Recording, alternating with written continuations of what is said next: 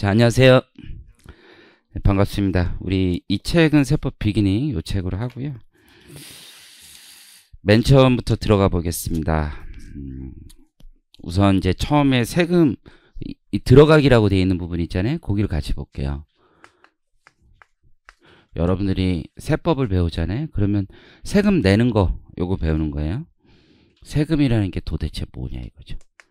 지금까지 세금을 내본 사람도 있고 안 내본 사람도 있죠. 그러니까 내 손으로 직접 신고서 만들어서 소득세 내거나 뭐 이래 본 적이 있는 분도 있고 아닌 분도 있어요.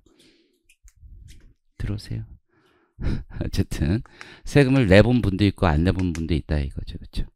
그럼 세금이 도대체 뭐냐 이거죠. 세금은 한마디로 하면 삥을 좀 표현 그런가? 삥이라는 표현 좀 그런가요? 그래서 어쨌든 국가 강제적으로 돈 뺏는 거예요. 뺏는 거. 그러니까 국가 권력의 행사예요. 국가 권력. 되게 무서운 거예요. 그래서 국가 권력을 행사하는 게 크게 두 개예요. 뭐가 있을까요? 첫 번째는 신체의 자유를 구속하는 거예요. 깜빵 보내는 거예요. 깜빵. 그죠? 학교 보내는 거. 그래서 이게 죄를 다루는 거죠. 죄. 신체 자유.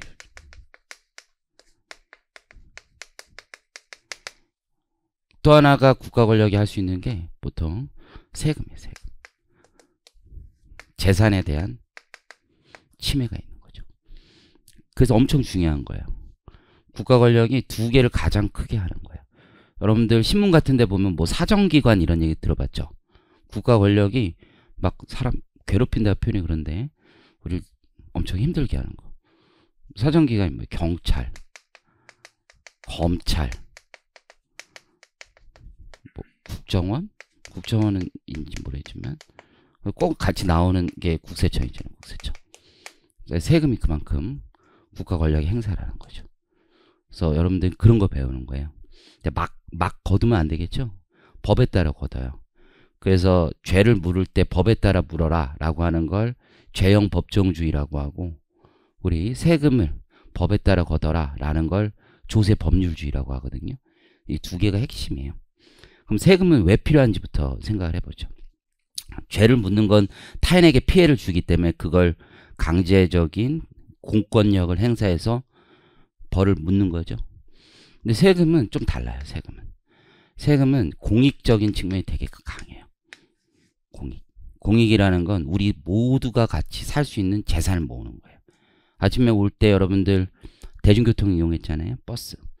버스 운행하려면 길도 있어야 되겠죠. 지하철 운행하려면 지하철 공사도 해서 그 시설이 있어야 되겠죠. 사회 기반 시설 인프라가 있어야 된다고요. 그런 거 다 세금으로 하는 거죠. 우리의 치안 이런 거 다 세금으로 하는 거예요.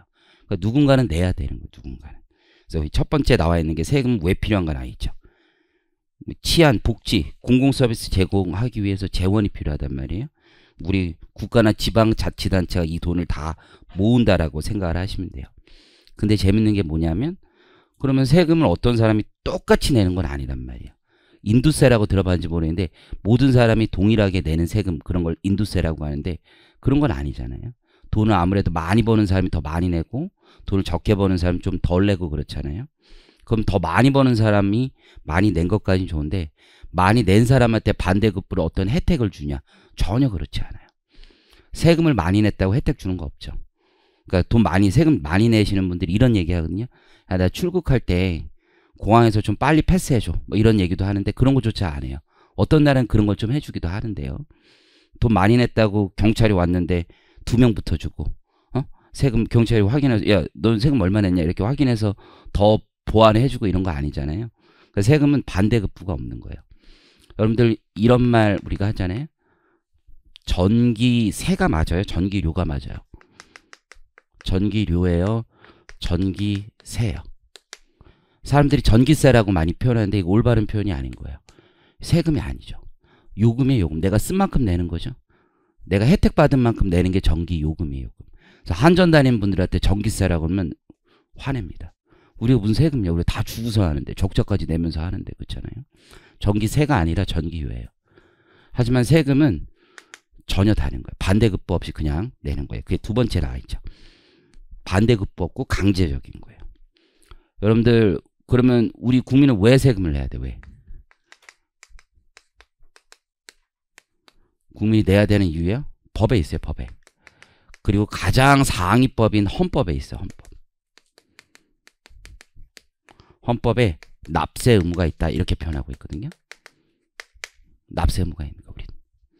여러분들 38기동대라고 들어봤어요?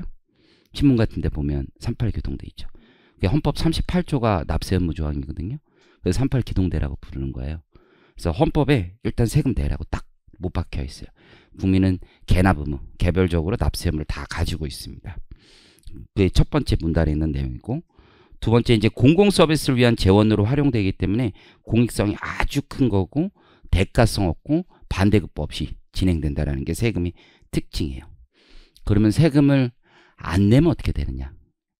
체납. 세금 안 내는 거 체납이라고요. 체납. 배째라 이거죠. 원래 부자가 되는 거는 국가 돈을 빼먹는 거예요. 가장 큰 거학과 부자들은 일반적으로 국가 돈을 많이 빼먹어요. 그 중에 하이라이트가 부가세라는 거 있는데 그거 빼먹는 사람들이 있어요. 신문에서 봤는지 모르겠는데 자료상이라고 해요. 자료상. 여기가 하이라이트야. 자료상들. 부가세를 막 빼먹는 거야. 막.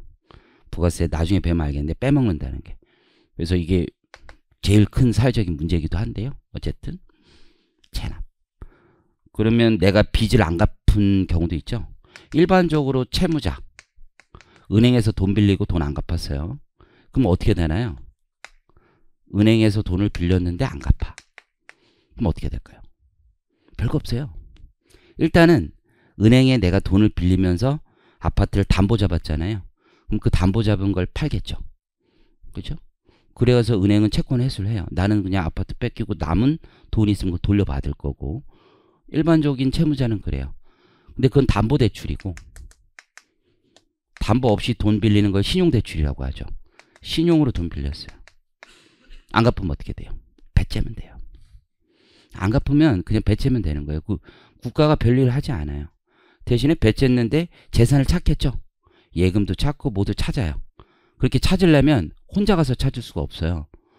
법원에 가야 돼. 법원에.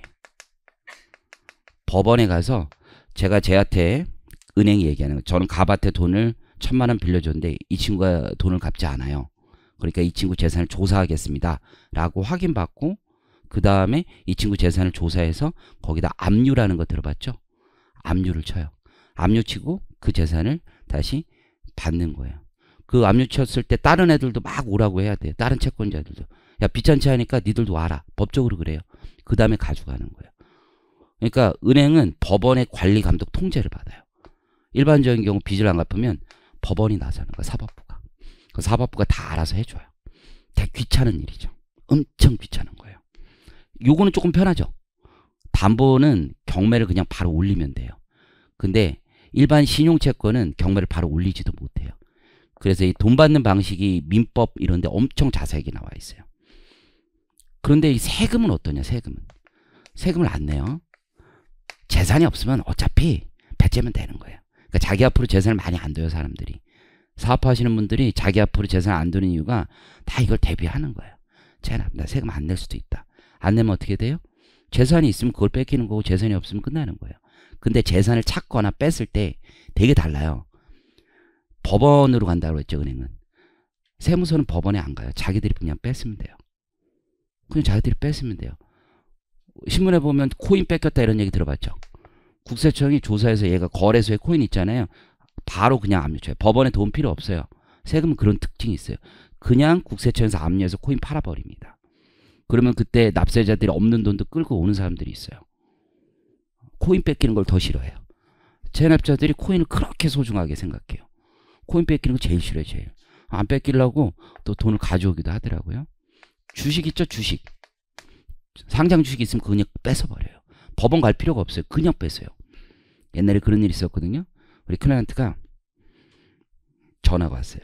나 주식 압류당했는데 체납 때문에 이거 어떻게 해야 되냐. 이거 그래요? 뭐 그럼 체납했으면 돈 내면 주식 압류 풀려요. 얘기했죠. 그때 물어보시는 말씀이 저에게 전혀 어떻게 오를 것 같냐 떨어질 것 같냐. 그 내가 어떻게 알아요? 주식이 오르는지 내리는지는 아무도 모르죠. 오를 것 같으면 내가 찾아오고 떨어질 것 같으면 던지겠다 뭐 이런 얘기인데 알 수가 없죠. 그렇죠? 그런 적도 있긴 한데 옛날에 세무서장님하고 좀 알았는데 서장님이 얘기하는 거예요.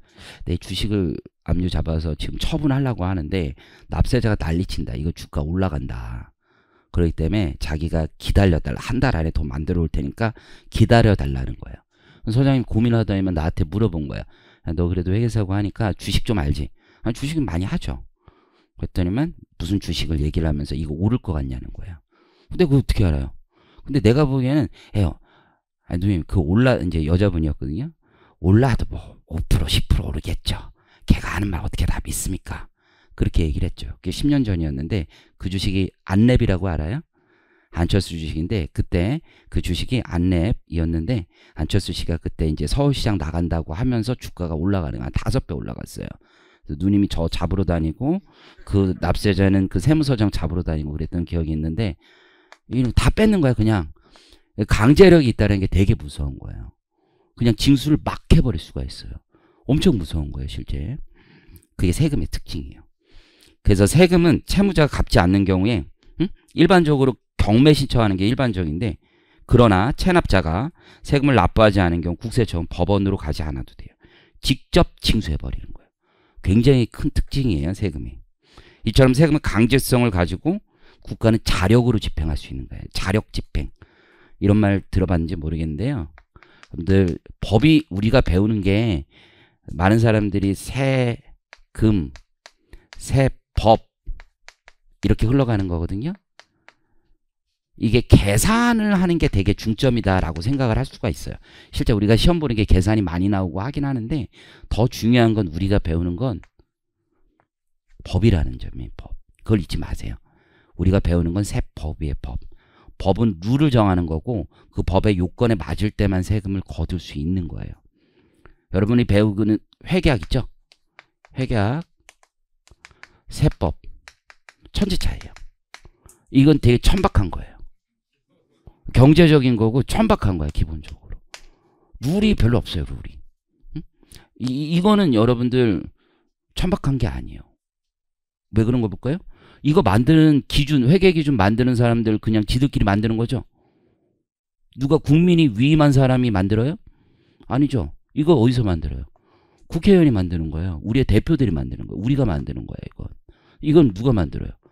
그냥 회계 기준안의 위원, 그 사람의 그냥 단순한 생각이고 경제적인 어떤 헤게모니를 가지고 만드는 거예요. 이게 다른 거예요, 여러분들. 우리가 배우는 건 법이라는 걸 잊지 마세요. 물론 그 법에 따라 숫자로 표현돼야 되니까 계산할 뿐이에요. 그래서 이 세법을 다루는 플레이어들이 되게 많아요. 현실 세계에선. 플레이어라고 하면 세무사님도 있겠죠. 그리고 회계사들도 있고 그리고 변호사도 있고 그런 거예요. 그리고 기업체에 계신 분들도 있고 다 법을 다루는 사람들이에요. 라이센스가 있느냐 없느냐의 차이일 뿐이고 그래서 기업체 대기업의 세무팀장님들 세법 진짜 잘 알아요. 여러분이 합격하신 수준에서보다 훨씬 더 많이 하는 분들 대단히 많습니다. 그리고 이 법을 다루는 또 하나의 큰 축이 국세청 직원분들이죠. 엄청 잘 알아요.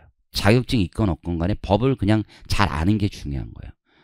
그래서 이분들은 자기의 지위가 있기 때문에 자기가 선택하고 법을 집행하는 사람들이죠.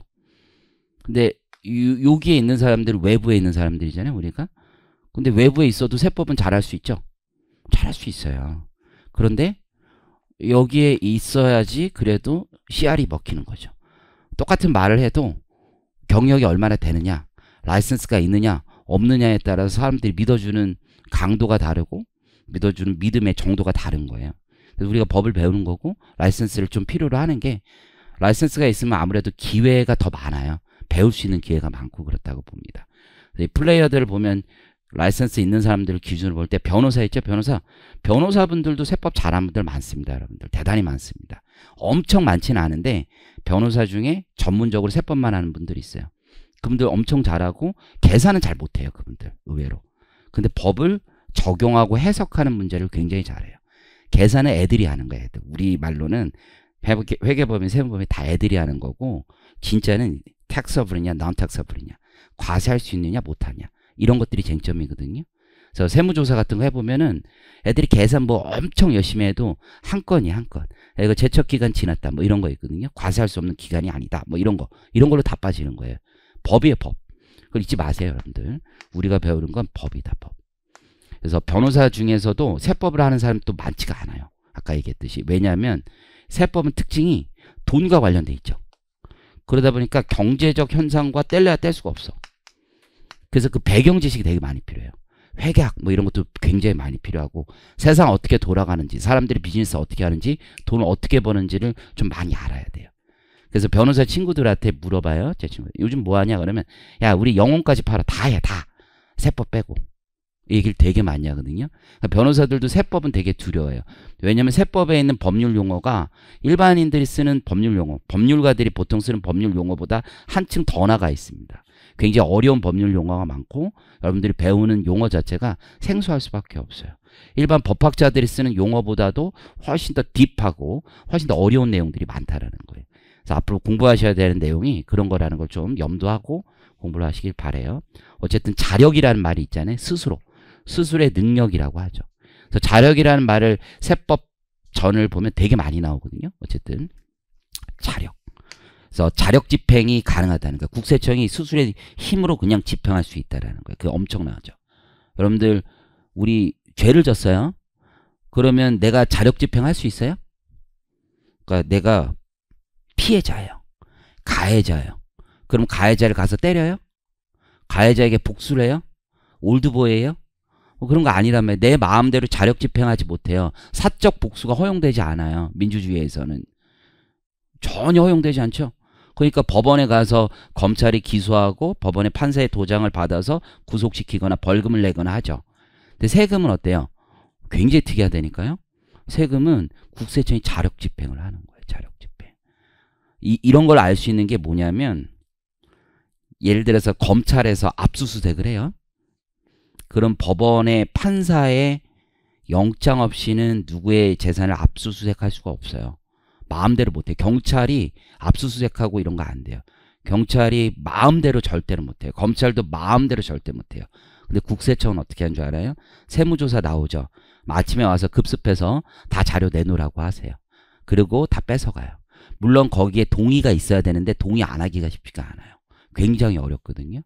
그래서 지난달에 우리 클라이언트가 이런 일이 있었어요. 뭐 여러 개의 회사가 있는데 그 중에 하나 회사에 문제가 있었는데 그 회사가 이제 조그만 오피스텔에 있었던 거예요. 오피스텔에 공무원분들이 급습을 한 거예요. 근데 이 친구가 그 집처럼 쓰는 오피스텔이어가지고 또 이제 뭐 여자친구랑 있었는지 문을 열고서는 이제 속옷바람에 문을 열어줬다고 그러더라고. 그러니까 공무원이 저 왔습니다 라고서 세무공무원증을 내고서는 우리 조사하겠습니다 라고 하니까 이 친구가 문을 닫고 어떻게 하지 그러더만 하루 종일 문을 안 열어줬어요. 밖에 있는 거 밖에 공무원이. 그렇지만 강제력을 그렇게까지 행사할 수는 없지만 거기다가 딱 붙여놓고 교부 청구한다라고 하면서 문서 놓고 딱 그랬었거든요. 그러니까 국세청에 그렇게 하고 나서 이 사람이 밤새 고민하는 거야. 그냥 줘야 될까 말아야 될까. 근데 주는 게 아무래도 조금 더 낫다고 생각하는 거야. 협조하는 게. 그래서 결국 다음날 주긴 했거든요. 내가 이제 전화 와서 무조건 줘야 된다. 안 주면 큰일 난다. 라고 하면서 그런 말씀을 드렸어요. 국세청의 직원분들은 검찰과 달리 자기들은 자력 집행할 수 있는 나름의 권한이 있다고 생각해서 그게 프라이드인데 당신이 지금 그걸 건드렸다. 그게 예를 드렸거든요. 그걸 건드리면 안 되는 거예요. 그게 국세청의 자력 집행권이 엄청나거든요. 세금이라는 건 그런 거예요. 가보면 그래서 그러한 법을 다루는 게 있어요. 국세징수법이라고. 세무사 시험 공부하는 분들만 공부해요. 요거는 1차 시험에 한 3문제 나오거든요. 그래서 그거 할 때 굉장히 재밌어요. 어떻게 하면 국세청이 막 뺏고 그런 거 배우거든요. 저는 이제 주로 어떻게 안 뺏기는 방법을 좀 연구를 많이 하는데 많이 합니다. 자, 그 다음 과세권자라는 말이 나와요. 세금을 이제 구분할 때 이렇게 구분을 해요. 국세다, 지방세다, 뭐 이런 얘기를 하거든요. 그러면 자력 집행하는 그 기관을 과세권자라고 불러요. 과세할 수 있는 권리를 가진 자라는 거죠. 그래서 정부 기관 중에 여러 기관이 있을 거 아니에요? 과세권자의 대표 주자는 국세청이에요. 근데 세금을 걷는 게 국세청만 걷는 게 아니에요. 여러분들 구청 가잖아요. 구청 가면 세무과가 있어요. 구청이. 그래서 지방세라고 들어봤죠? 우리가 집을 사면 취득세를 내고요. 집을 보유하고 있으면 재산세를 내고요. 자동차를 보유하고 있으면 자동차세를 내고요. 자동차를 취득할 때도 취득세 내고요. 이런 수많은 지방세도 있거든요. 그래서 지방자치단체도 과세권자가 돼요. 그래서 우리 세금이 크게 보면 국세와 지방세로 나뉘거든요. 그래서 국세를 다루는 게 국세청이에요. 지방세를 다루는 거는 지방자치단체예요.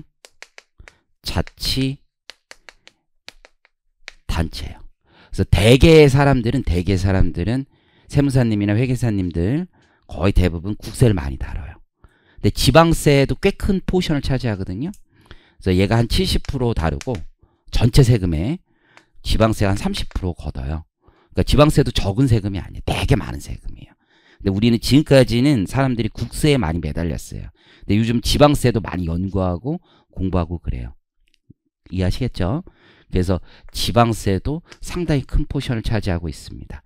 세무사 시험 공부하시는 분은 2차 시험에 지방세를 배워요. 세법학이라는 데서. 회계사 시험에서는 1차 시험에 한 문제 나와요. 40문제 중에 한 문제 나오고 양 이렇게 많은데 공부를 하겠어요? 그냥 안 하는 거죠. 효율적이라고 생각하니까 보통 하지 않습니다. 그래서 국세, 지방세, 국가, 지자체, 과세권자 거기 나와 있죠.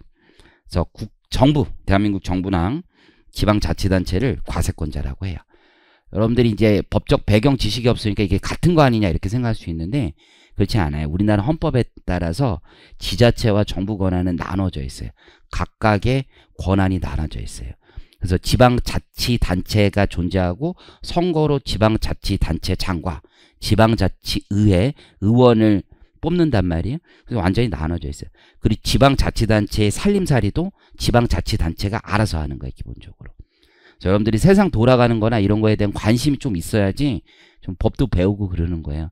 전혀 세상에 관심 없고 그러면 좀 힘들어요. 그래서 원래 세금은 정치하고 뗄래야 뗄 수가 없어요. 세법이 바뀌는 거 정치적 영향이 많고 세율을 어떻게 정하는지도 국회의원들이 결정하는 거고 어느 정권이 잡았느냐에 따라 세금도 굉장히 달라집니다. 엄청 달라져요. 뭐 여담이긴 한데 저 같은 경우는 제가 이제 회계사 24년, 25년 정도 하고 세법만 계속 했거든요. 근데 제 개인적인 생각은 뭐 어떤 특정 당의 뭐 이런 게 아니라 약간 소위 말하는 보수 정권이 우리나라에서 잡았을 때 회계사나 세무사는 조금 더 좋았던 것 같아요. 왜 좋았냐면 회계사들은 진보 정권이 잡을 때 일반적으로 더 좋아요. 규제가 많아가지고 회계 쪽은 좀 그래요. 근데 세금 쪽은 보수 정권이 잡으면 세수가 늘 부족하더라고. 많이 세금을 풀어주니까. 세수가 부족하면 어떻게든 삥을 뜯어야 빨대 꽂고 쭉쭉 빨아야 되는데 지금 뭐 법이 못 빨고 있잖아. 그러면 어떻게 하면 조사를 많이 해. 조사. 세무 조사를 많이 하면 우리 조사 대응 의뢰가 많이 들어오거든요. 그래서 작년에 저는 7개의 조사를 했거든요. 대응. 그 정도는 굉장히 많이 한 거예요. 제가 20몇 년 동안 7개를 한 적은 작년 처음이었어요. 그렇게 보통 많이 못 하거든요. 3개, 2개 이렇게 하다가 평소엔 7개씩 막 하고 그랬어요. 그러니까 세수가 모자라면 이렇게 조사를 많이 합니다. 일반적으로. 어쨌든 그래요. 참고하시고 거의 국세청 조직이 어떤 건지 구경을 해보면 이렇게 돼 있어요. 세종시 가면 국세청이 있어요. 국세청 청사가 있어요. 청사. 이걸 사람들은 본청이라요. 본청. 국세청 본청. 세종시의 분들은 세무조사 안 해요. 여러분들. 막 털러 오고 이런 거 하지 않아요. 뭐만 하냐면 기획하고 인사하고 이런 거예요. 큰 가름말을 타는 거예요. 야 올해 조사 많이 하자. 적게 하자. 어떤 업종 집중적으로 하자. 뭐 이런 거 조사하고요. 국세 행정을 전반적으로 기획하는 거예요. 이런 데 하는 거지 뭐 하는 거 아니에요. 여기에는 월화수목 금금금 이렇게 살아요. 여기 분들은 진짜 밤 11시까지 일하고 그래요. 여기 좀 있으면 나중에 승진하는데 도움된다라고 하고 뭐 어쨌든 그런 다음에 지방청이라고 있어요. 그래서 여러분들 서울 지방국세청 이런 거 들어봤어요? 그래서 종로 가면 서울지방국세청이 있고 거기에서는 세무조사 같은 걸 해요. 아주 큰 대기업은 여기서 하는 거예요. 본점이 서울에 있는 대기업들은 여기서 싹 다 조사하는 거예요. 이 안에서도 그냥 인생 상식으로 아세요. 우리 세법 1국, 2국, 3국, 4국 뭐 이런 게 있어요. 국이. 그래서 1국은 대법인 큰 회사들, 2국은 중소 중견법인들 막 하는 거고 3국은 상속세, 재산세, 돈 그냥 개인들 많은 사람 있잖아요. 이런 거 조사하고 4국은 특별조사라고 해가지고 좀 혼 좀 내주고 싶은 사람 요런 사람들 이제 조사한다라는 의구심이 되는 것이에요. 이게 굉장히 빡센 것이에요. 그렇죠? 이렇게 돼요. 그래서 뭐 1국은 대기업 조사 나오는 거 대기업. 2국을 요즘은 되게 MZ들은 선호해요. 여기가 조그만 데들 하니까 배우는 게 좀 많은가 봐. 이게 실제. 그래서 저도 이제 세무조사하면 2국의 걸 많이 하거든요. 이제 예전엔 제가 이제 딜로이트 큰 대형 회계법인 있었지만 지금은 한 8번째, 9번째 되는 이제 사이즈 되는 법인에 나와서 이촌에 있거든요. 거기 우리는 2국을 많이 하고 3국은 부자들 재산 많은 사람들. 갑자기 재산이 생겼어요. 조사해요. 조사. 갑자기 강남에 아파트를 하나 사요. 50억짜리 하나 사요. 50억짜리.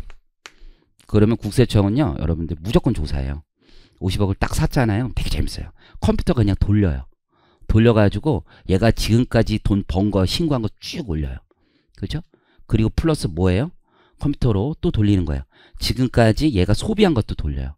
소비 더하기 재산은 결국 소득 혹은 증여받은 거랑 같아야 되겠죠. 그래서 이 친구가 증여받은 거 있었는지 로또 받은 것까지 다 국세청에 신고한 건 싹 다 들어와요. 그랬는데 안 맞는 거야 이게. 자력으로 이걸 샀을 거라고 추정이 안 돼. 굉장히 많아요. 그래서 강남에 뭐 아리팍 사거나 뭐 이런 거 사잖아요. 50억짜리 뭐 100억짜리 사면 국세청이 딱 돌려서 안 맞으면 얘를 조사하는 거예요. 자금 출처 조사라고 하거든요. 되게 재밌어요.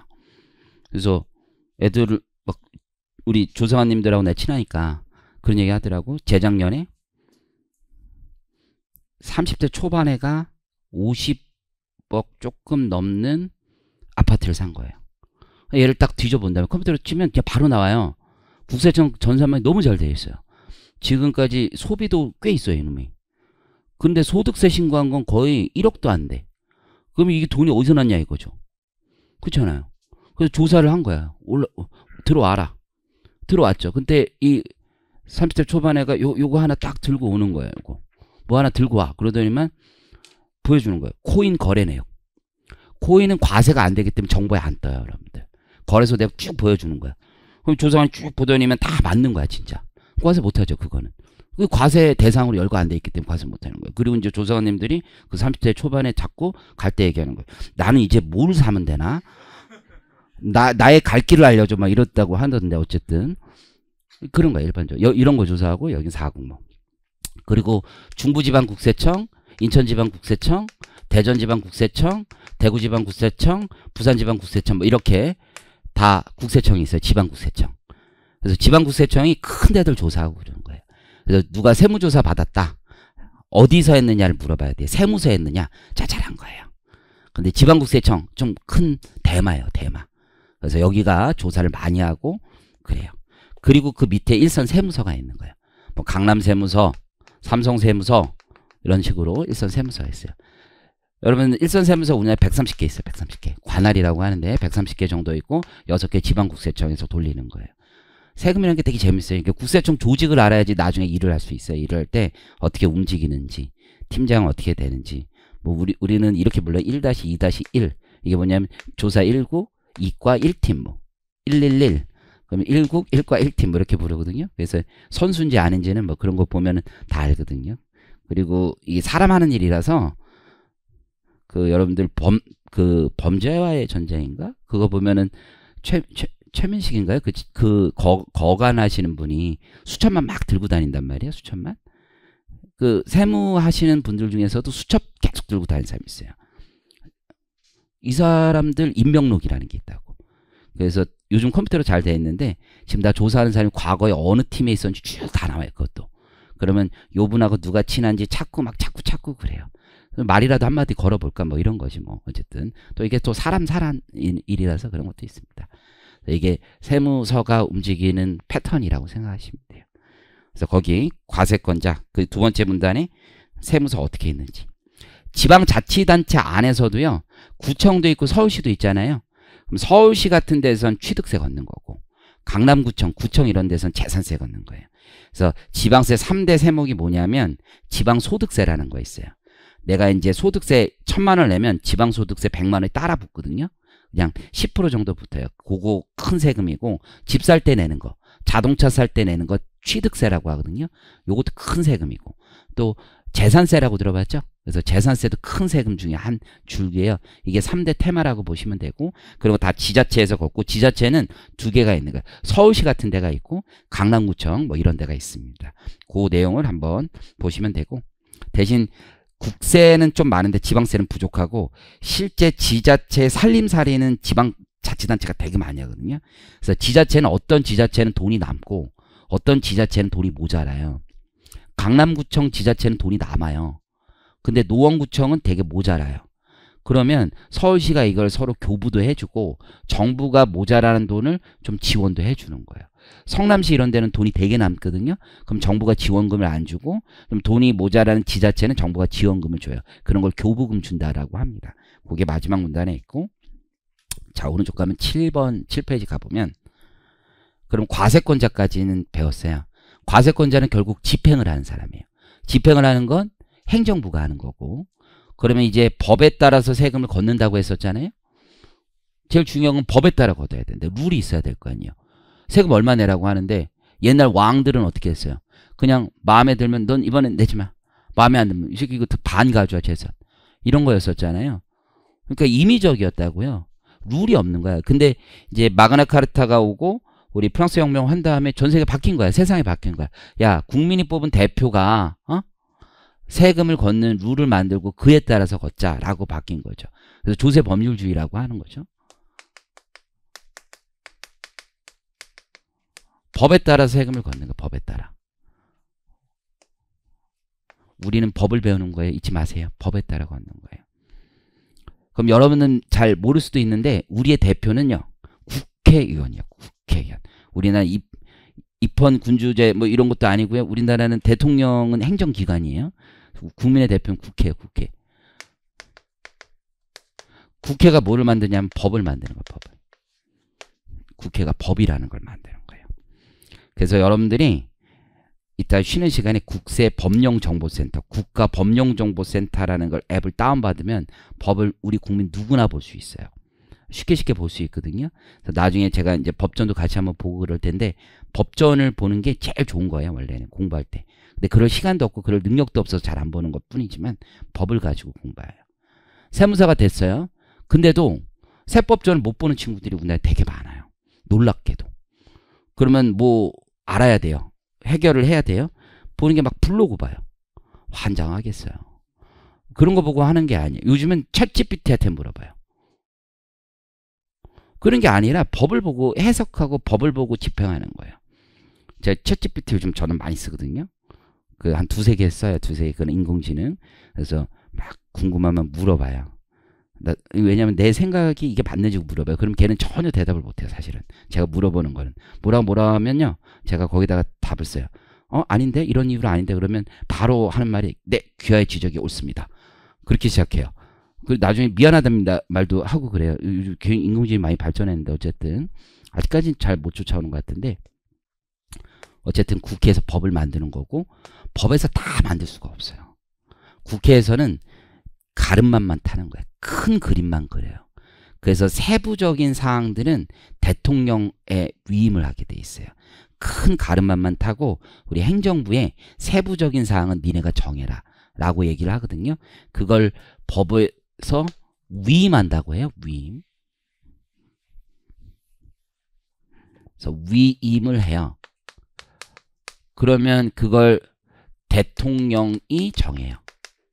정부 행정부에서 정하는, 행정부에서. 그걸 뭐라고 부르냐면 시행령이라고 부르는 거예요. 시행령. 시행령도 그래서 법이에요. 법. 위임받은 범위 안에서 법을 새로 만든 거니까 넓은 의미에서 법인 거예요. 법이기 때문에 나중에 세금을 부과할 때 근거가 되는 거예요. 법이 중요한 이유는 세금을 부과하려면 근거가 있어야 돼요. 근거 없이 부과할 수는 없거든요. 그래서 법이고 시행령도 법 중에 하나예요. 시행령에서도 그마저도 다시 각 부처 장관한테 다시 위임할 수 있어요. 그래서 장관한테 또 위임할 수 있어요.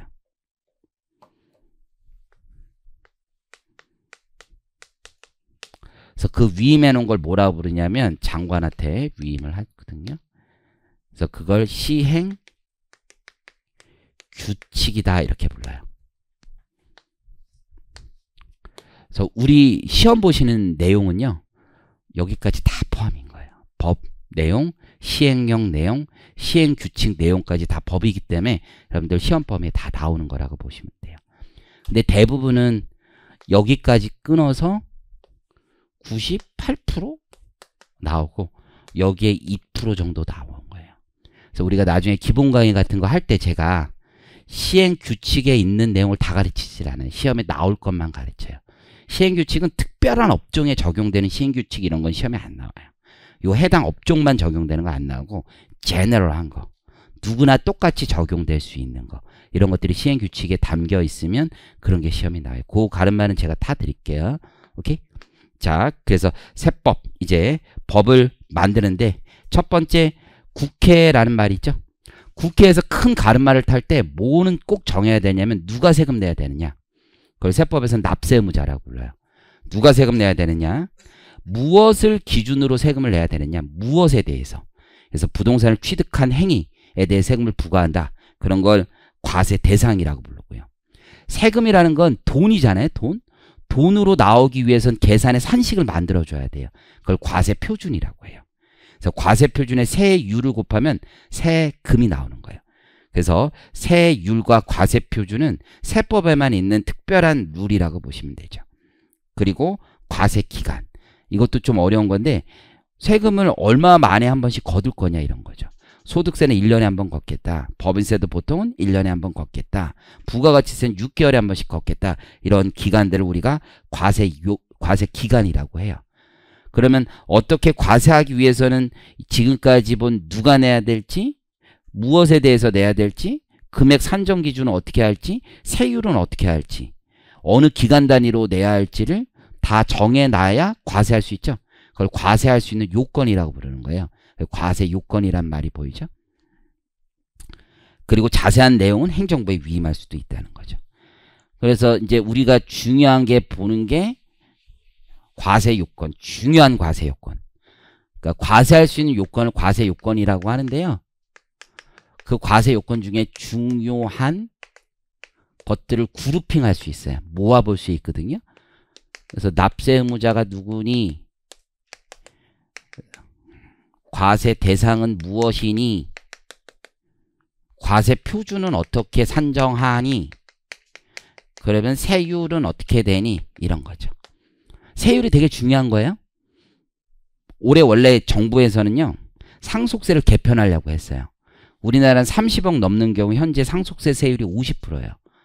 부모가 자식한테 상속을 시켜줬을 때 세율이 50%예요. 50%.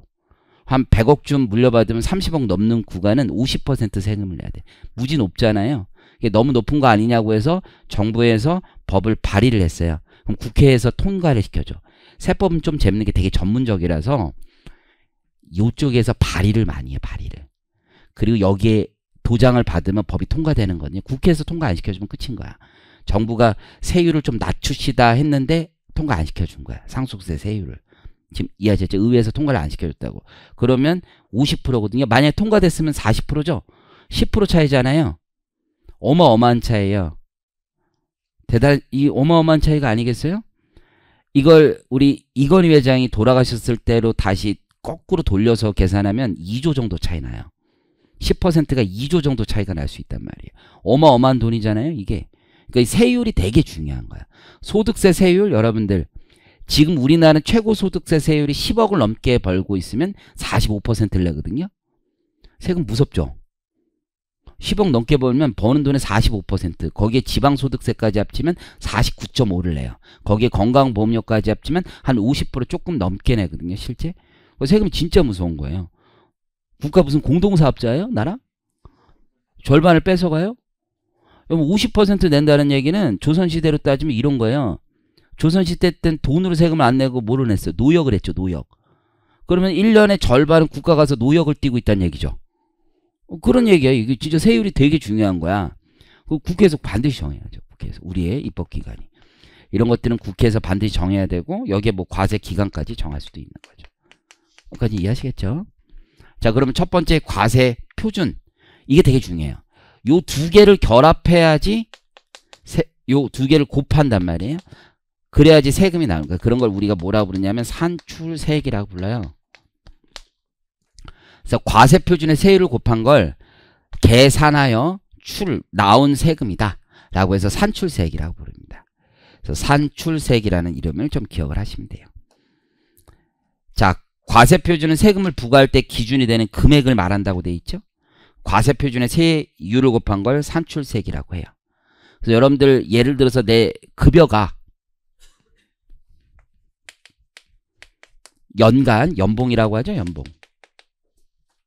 연봉이 1억이다 라고 하면 1억에 그대로 세율을 곱하는 게 절대 아니에요. 우리 세금은 그렇게 계산하지 않고 1억에서 근로소득이 1억이다 라고 하면 거기서 엄청 빼주는 게 많아요. 우선 근로소득 공제라는 걸 빼요. 그냥 구경해 보세요. 근로소득 공제 이런 걸 대충 한 1000만 원 뺀다고 쳐봐요. 그러면 이게 근로소득 금액이라는 말로 바뀌어요. 한 9천만 원이에요. 근데 여러분들 각종 가족이 있으면 소득공제 된다는 얘기 들어봤어요?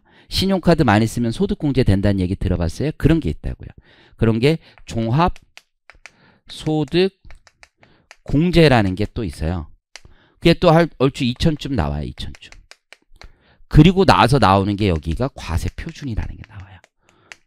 과세표준이 얼마 나와요? 7천 나와요. 7천에다가 세율을 곱하는 거예요. 7천만 원에. 그죠? 그러면 800 나올까? 이렇게 나온다고 쳐봐요. 그러면 요게 산출세액이 되는 거예요. 산출세액이 800쯤 되는 거예요. 그렇다고 해서 산출세액 그대로 내지도 않아요. 여기서 또 빼주고 또 빼주고 또 빼줘요. 각종 혜택을 준단 말이에요.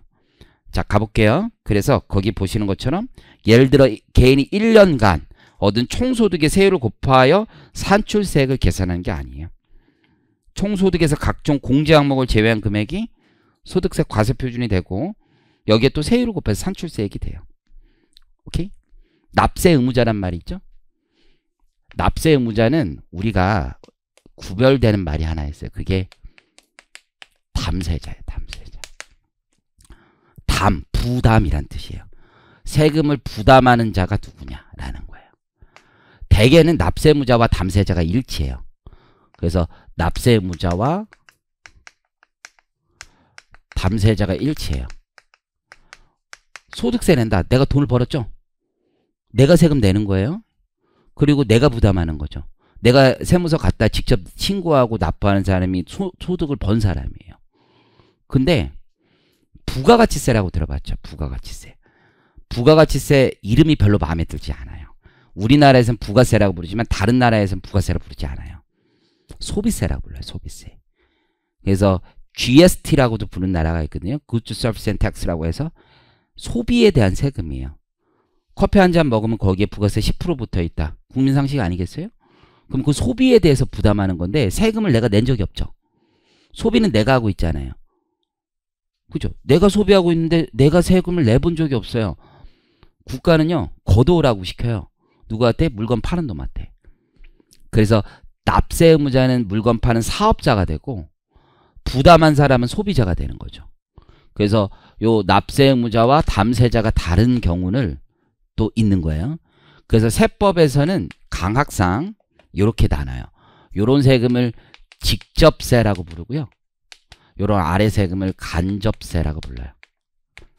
그래서 직접세는 납세 의무자와 담세자가 동일한 거고요. 간접세는 납세 의무자와 담세자가 다른 걸 간접세라고 부르는 거예요. 그래서 우리가 대개는 직접세를 많이 배우고요.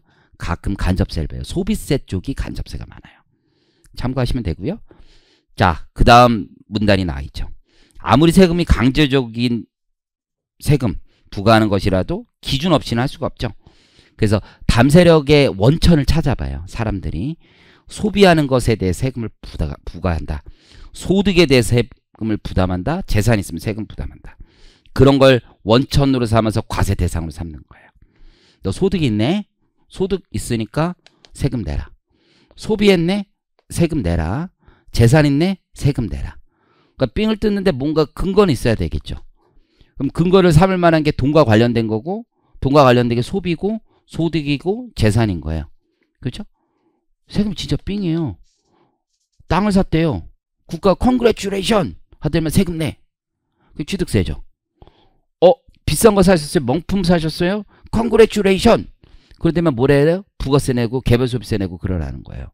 그 때문에 이게 과세 대상은 결국은 담세력의 원천이 된다라고 보시면 돼요. 때로는 이렇게 과세할 수 있음에도 불구하고 과세 대상으로 열거되어 있음에도 불구하고 야 세금 내지 마. 예를 들어서 1세대 1주택이면 양도세를 안 낸다 이런 얘기 들어봤죠. 그런 걸 비과세라고 부르는 거예요. 비과세. 마지막으로 이제 세율은 과세 표준에 적용되는 비율이에요. 그래서 여러분들 우리나라 세율은요. 이런 게 되게 많아요. 두 가지로 크게 나눠볼 수 있어요. 하나는 비례세율. 하나는 누진세율인데 초과 누진세율. 이렇게 나눠볼 수 있어요. 그럼 어떻게 되는 거냐? 초과 누진세율은 이런 방식인 거예요. 1000만 원까지는 10%를 내세요. 1000만 원 초과 2000만 원까지는 20%를 내세요. 이런 식으로 적거든요. 그러면 예를 들어서 1000만 원까지는 10%니까 100만 원 세금을 내는 거고 1100만 원이 되면 1100만 원의 20%인 220을 내는 게 아니라 1000만 원까지는 10%인 100만 원을 내고 추가적인 100만 원에 대해서 20%를 내서 20만 원이 되는 거예요. 그러면 120만 원 되는 거죠. 그래서 문턱을 넘을 때 1000만 원이나 문턱을 넘을 때부터 높은 세율을 적용하는 거지 문턱을 넘었다고 해서 전액에 대해서 높은 세율을 다 적용하면 이건 사람들이 돈을 벌 유인책이 떨어지는 거죠. 그래서 우리는 다 초과 누진세율을 적용하고 있는 거예요. 오케이? 자, 그래서 거기 비례세율, 누진세율, 초과 누진세율에 대해서 설명드렸어요. 다음 페이지 넘겨보면요. 여러분들 인문에선 제가 생각하기에 오늘 배우는 게 제일 중요해요. 이게 세금이라는 게 어떤 거고 우리 용어들을 좀 많이 배우는 거거든요. 그래서 8페이지 보면 세금의 종류가 나와 있죠. 여기서부터는 좀 쉬었다 하겠습니다.